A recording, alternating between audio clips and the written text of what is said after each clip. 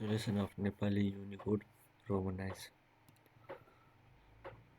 सुरुमा supremecode.gov.np को वेबसाइटमा जाने, त्यसपछि तल गएपछि यहाँ नेपाली युनिकोड रोमनाइज छ, यसलाई क्लिक गर्ने।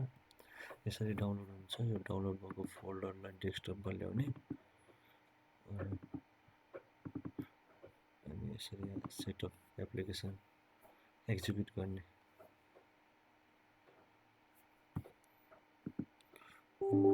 Do you want to allow these apps from an unknown publisher to make changes to your devices भने त्यसलाई यस गरिदिने। त्यसपछि यहाँ इन्स्टलेसन कम्प्लिट भन्छ, क्लोज गरिदिने। चेक गर्नको लागि यहाँ क्लिक गर्ने। त्यसरी यहाँ देखाउँछ नेपाली युनिकोड रोमनाइज लेआउट भन्ने देखाउँछ।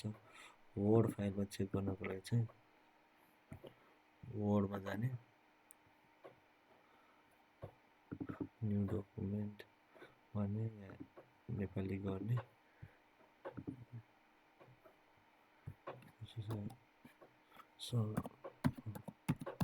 यसरी टाइप गर्ने। यसरी हामीले नेपाली युनिकोड रोमनाइज इन्स्टल गर्यौं।